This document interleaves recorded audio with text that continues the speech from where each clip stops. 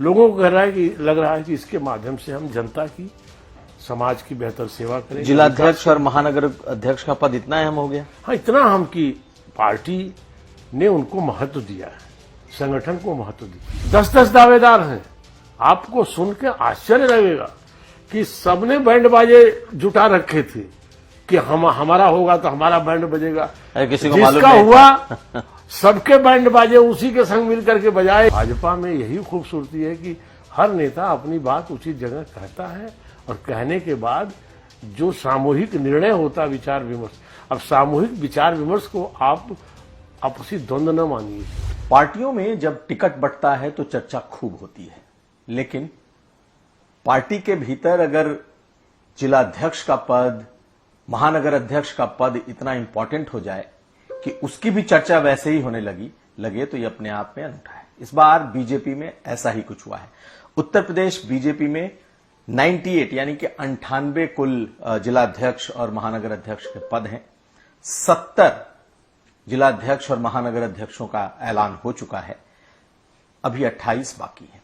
लेकिन आखिर इसकी इतनी चर्चा क्यों है? और कई जगहों पर अगर ऐलान नहीं हुआ तो क्या पार्टी के भीतर किसी तरह का विवाद, कोई सरफुटअव्वल है?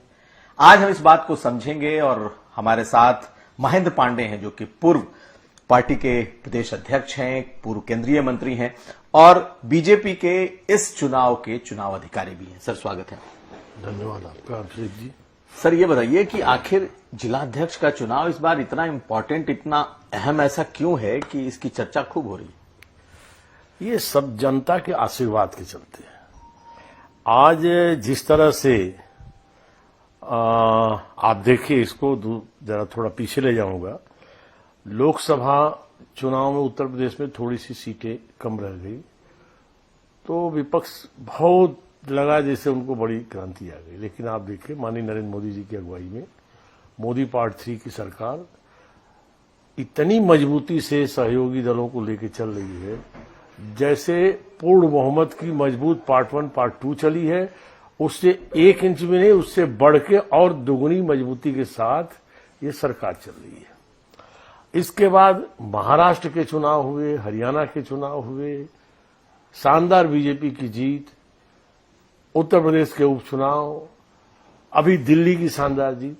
तो कुल मिला के देश के जनमानस को और देश के सबसे बड़े राज्य उत्तर प्रदेश के जनमानस को लगता है कि अब बीजेपी देश की भलाई के, उत्तर प्रदेश की भलाई के काम कर रही है।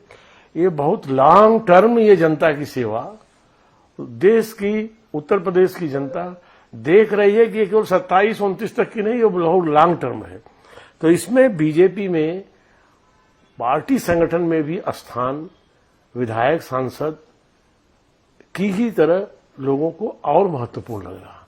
लोगों को लग रहा है कि इसके माध्यम से हम जनता की, समाज की बेहतर सेवा करें। जिलाध्यक्ष और महानगर अध्यक्ष का पद इतना अहम हो गया? हाँ, इतना अहम कि पार्टी ने उनको महत्व दिया है, संगठन को महत्व देती है। आज देश के अंदर एक में वो देश दुनिया की सबसे बड़ी पार्टी भाजपा है, जो बूथ से लेके मंडल, जिला और प्रदेश और देश का गठन संवैधानिक पार्टी के प्रावधान हैं और भारत निर्वाचन आयोग में दिए गए वचनबद्धता के प्रावधानों के अनुसार चलती।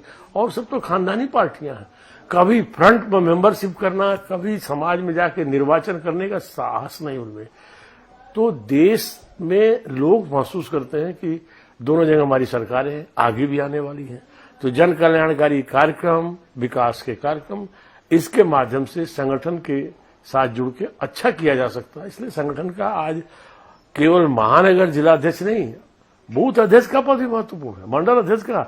आपने पहली बार देखा होगा कि बूथ अध्यक्षों के घर मंत्री, विधायक जाके उसका सम्मान किए, उसका गौरव बढ़ाए। मंडल अध्यक्षों के निर्वाचन के बाद वहां बागायत बैंड बाजे के साथ लोग जाके कि ये हमारा भाजपा का, ये 50-60 बूथों का, मतलब 60-70 गांवों का हमारा अध्यक्ष है, उसका सम्मान की। उसी क्रम में महानगर जिलाध्यक्षों के पद महत्वपूर्ण हो जाते हैं। इस नाते उसकी चर्चा और लोकतांत्रिक तरीके से सारा काम उत्तर प्रदेश भाजपा इकाई ने किया है। उत्तर प्रदेश के संपूर्ण वरिष्ठ नेताओं के चर्चा पर चर्चा, मार्गदर्शन में नीचे के कार्यकर्ताओं से संवाद से, इसलिए थोड़ी उसकी चर्चा स्वाभाविक है और इस चर्चा का मैं स्वागत करता हूं। चर्चा तो हुई, लेकिन चर्चा और अन्य वजहों से भी है। वो ये कि पार्टी के भीतर सरफुटअव्वल है, 28 लोगों का अभी भी ऐलान नहीं कर पाए। कई ऐसी जगह, अयोध्या जैसी जो आपका जो जिला है, वहां पर आपको रोकना पड़ा है। पार्टी में एक पद को लेकर के नेताओं में खींचतान है। नहीं, इसको ऐसा नहीं है। मैं प्रदेश का चुनाव अधिकारी हूं, काफी दिन इससे लंबे इसमें पूरा समय दिया हूं। अब जैसा अयोध्या है, अयोध्या में मिल्कीपुर उपचुनाव को लेकर के अयोध्या जिला और शहर दोनों एक ही जिला इकाई के अंग रहे हैं उसमें, तो दोनों जिला इकाइयां मिल्कीपुर उपचुनाव की संभावनाओं पर पूरे समय संगठन के नीचे की इकाई उस काम में लग गई थी। इस नाते वहां पर चुनाव की गतिविधियां बाद में शुरू हुई, इस नाते वहां रुका हुआ है। अब उसकी प्रक्रिया चल रही है, अति शीघ्र उसको पूरा कर दिया जाएगा। ऐसा कोई शर्त नहीं है कि किसी द्वंद्व के कारण रुका है, समय के कारण उपचुनाव होने की परिस्थिति के कारण उसका समय थोड़ा आगे बढ़ा है। नहीं, नेताओं में इस पद को लेकर के बहुत विवाद नहीं हुआ कि भाई हमारा जिला अध्यक्ष होना चाहिए, हमारा महानगर अध्यक्ष? देखिए, हर बात में यही तो डेमोक्रेसी की खूबसूरती है कि हर नेता को, हर पदाधिकारी कार्यकर्ता को अपने विचार व्यक्त करने की उनको अवसर दिया जाता है भाजपा में। अन्य दलों में यह नहीं है। अन्य दलों में जो उनके नेता ने फरमान किया उसका नीचे, भाजपा में यही खूबसूरती है कि हर नेता अपनी बात उचित जगह कहता है और कहने के बाद जो सामूहिक निर्णय होता है, विचार विमर्श। अब सामूहिक विचार विमर्श को आप आपसी द्वंद्व न मानिए। अगर उसको द्वंद्व माना तो विचार विमर्श का परिणाम देखिए कि भाजपा देश में भी सत्ता में, राज्य में भी सत्ता में, आगे भी आएगी जनता की सेवा में। और 70 जगहों पर कल वहीं जाके चुनाव अधिकारी पर्यवेक्षकों ने इसकी खूबसूरती देखी, डिक्लेयर किया और हजारों की भीड़ में किया, 400 500 कार्यकर्ताओं की उपस्थिति में किया और एक जगह से कोई प्रतिरोध नहीं। सबने 3-3 4-4 दावेदार, आपने इवेंट बना दिया एक तरीके। हाँ, इवेंट है। 10-10 दावेदार हैं। आपको सुन के आश्चर्य लगेगा कि सबने बैंड बाजे जुटा रखे थे कि हमारा होगा तो हमारा बैंड बजेगा। किसी को जिसका हुआ सबके बैंड बाजे उसी के संग मिल करके बजाए, एक ही धुन में कार्यकर्ता भाजपा जिंदाबाद करके, मोदी जिंदाबाद करते हुए आगे बढ़ते चले। लेकिन महन जी, ऐसा तो चुनाव होता नहीं था भाई, जिला अध्यक्ष इतना इंपॉर्टेंट हो जाए तो आखिर इसको इवेंट क्यों बनाया? क्या आपको लगता है कि जो आपका संगठन है, संगठन को बड़ा बनाए रखना है, सरकार के बने उसके कार्यकर्ता को भी लगे कि हमारा संगठन बड़ा है सरकार से? माननीय मोदी जी, माननीय अमित शाह जी, माननीय जेपी नड्डा जी, हमारा संपूर्ण राष्ट्रीय नेतृत्व और राज्य में हमारे माननीय योगी आदित्यनाथ जी, उनके दोनों हमारे डिप्टी सीएम केशव जी, ब्रजेश जी और पूरा प्रदेश अध्यक्ष भूपेन्द्र जी, प्रदेश संगठन मंत्री धर्मपाल जी, हम भी इस व्यवस्था के अंग रहे चुनाव अधिकारी के रूप में, तो और हैं उस रूप में देख रहे हैं। तो ये सब लोगों का बल है कि कैडर को महत्व मिले, वर्षों से काम करने वालों को। तो इस नाते से कैडर को प्रोजेक्ट भी पब्लिक में करना है। बहुत सारे तो रिपीट भी किया आपने। रिपीट किया, जिन्होंने काम अच्छे किए, जिनकी कोई शिकायत नहीं थी, सबसे तालमेल सामंजस्य था और वो अपने पार्टी की कसौटी पर खरे साबित हुए थे, उनको रिपीट भी किया। लेकिन लगभग 45 नए भी 70 में आए हैं, नई ऊर्जा को भी महत्व दिया। और कैडर को महत्व देने का मतलब है कि संगठन की ये सरकार है पॉलिटिकल, और संगठन सर्वोपरि है, संगठन महत्वपूर्ण है, संगठन हमारे आदरणीय है। इस नाते इसे कैडर को समाज में स्थान और अच्छा मिले, इसलिए ये इस रूप में कार्यक्रम संपन्न हुए। लेकिन जिस सामाजिक समीकरण को साधने की बात की जा रही थी, कहा जा रहा था कि ओबीसी, दलित, महिलाओं, इनको 50% से ज्यादा प्रतिनिधित्व मिलेगा। अगर देखें तो 70 में 55% से ज्यादा तो अकेले सवर्ण और सामान्य बिरादरी के लोग हैं। अभी ओबीसी 25 हैं, ओबीसी दलित तो 6 बनाए हैं, 25 है, दलित 6 है, महिलाएं 5 है और इसमें 39 सामान्य है। सामान्य में भी हर वर्ग है, उसमें ब्राह्मण, राजपूत, कायस्थ, वैश्य, अति पिछड़ा वैश्य में आप समझिए कि वैश्यों में तेली वैश्य, भूजा वैश्य और इस तरह के वैश्य समाज की जो जातियां अति पिछड़ी मानी जाती हैं, उन सबको 5 तो वे हैं। इस तरह से लोगों को सबको जोड़ा गया है और समाज के सब वर्गों के साथ साथ दलित समाज के भी हर वर्ग को स्थान मिला है। 25 ओबीसी में सबको स्थान मिला है। महिलाएं अभी 70 में पिछली बार से तुलना में बढ़ी हैं 5। अभी जो 28 और बची हुई इकाइयां हमारी जिला इकाइयां, जिला महानगर इकाइयां हैं, उनमें इन वर्गों को और प्रतिनिधित्व दिया जाएगा और आज भी पर्याप्त प्रतिनिधित्व दिया गया है और ये क्रम आगे नीचे पार्टी पदाधिकारी बनाने में फिर और गठन करने में सब में ये क्रम चलता रहेगा। समाज के सभी वर्गों का गुलदस्ता बना के समाज की सेवा करना ये भाजपा का पीडीए जो अखिलेश यादव का पीडीए है, पिछड़ा दलित अल्पसंख्यक या महिला, आप उसको कैसे चुनौती देंगे? जब 2024 के चुनाव को देखें तो यही ओबीसी इन्हीं लोगों ने मिल करके जिताया और अगर आपके यहाँ सामाजिक प्रतिनिधित्व में कमी रहेगी तो आप कैसे सोचते हैं? ऐसा कोई उनका पीडीए का कुछ नहीं यथार्थ है। एक उनके पीडीए को मालूम है, या तो सभी वर्गों का स्थान होगा, पीडीए को मालूम है कि उनको एक जाति विशेष की उनकी पार्टी है और जो लोकसभा में कुछ भ्रम और दुष्प्रचार का शिकार कुछ जगहों पर हुआ अंतिम चरण के चुनाव में, ऐसा कुछ पीडीए का नहीं। और हमारा पीडीए उनसे बड़ा पीडीएस है, पिछड़ा दलित और सामान्य तीनों को मिला के उनसे व्यापक कन्वेंस खड़ा किया भारतीय जनता पार्टी ने। तो पीडीए के जवाब में आपका पीडीएस है? पीडीएस है, पिछड़ा दलित सामान्य, ये हमारा। और उससे बड़ा हमारा जो मोदी जी का महामंत्र है, महिला, गरीब, किसान, नौजवान, आज बीजेपी के साथ है। वो हर वर्ग का है, महिला, गरीब, किसान, नौजवान।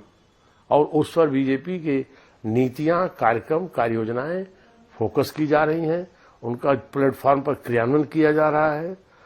इसी नाते आपकी शुरू की बात को मैं बल देता हूँ, अपनी बात जोड़ता हूँ, इसी नाते बीजेपी के आज बूथ अध्यक्ष का भी महत्व है, मंडल अध्यक्ष का भी महत्व है, जिला अध्यक्ष का भी महत्व है, महानगर अध्यक्ष का भी। कारण जनता को लगता है कि मेरी अपेक्षाओं, मेरी आकांक्षाओं पर इनके विधायक, इनके सांसद तो हमारा मदद करेंगे ही, यह भी हमारा मददगार होगा, इसलिए पद महत्वपूर्ण है। आखिरी सवाल ये बताइए कि 28 लोग आखिर आप क्यों नहीं चुन पाए?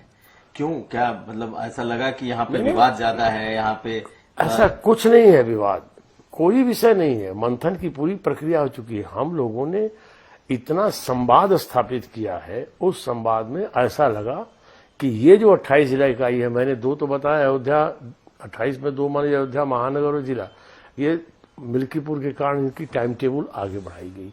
शेष जगहों पर पूरे संवाद के काम में लगा कि थोड़ी और चर्चा करके इसमें सभी वर्गों को और कैसे निकाला जाए, उसके नाते ये चीजें रुकी हैं। और उसके नाते, और हम सब अभी आपको जब 28 सामने आएगा तो आपको लगेगा कि और दलितों को और महिलाओं को और पिछड़े वर्ग के अन्य वर्गों को भी पूरा महत्व दिया गया है। और थोड़ा उस अध्ययन में संगठनात्मक क्षमता का भी आकलन किया जा रहा है, ताकि संगठन चलाना भी एक कौशल होता है। वो क्षमता की संभावनाएं जिनमें है, चाहे वो जिस वर्ग के हैं, उन सबको जोड़ के निर्णय आपको बहुत शीघ्र निर्णय सामने आ जाएगा, अति शीघ्र आ जाएगा। अति शीघ्र माना जाए कि विधान जो आपके प्रदेश अध्यक्ष का चुनाव है उसके पहले ही पूरा? हाँ, उसके पहले। तो कब तक प्रदेश अध्यक्ष मिलेगा? अब ये तो हमारा राज्य तो अब पार्टी के केंद्रीय निर्वाचन आयोग के, जो हमारे केंद्रीय चुनाव अधिकारी के जो मार्गदर्शन है और जो भारतीय जनता पार्टी के संविधान के प्रावधान है, उसके तहत अब हमारा राज्य पात्र हो गया है प्रदेश अध्यक्ष के निर्वाचन के लिए।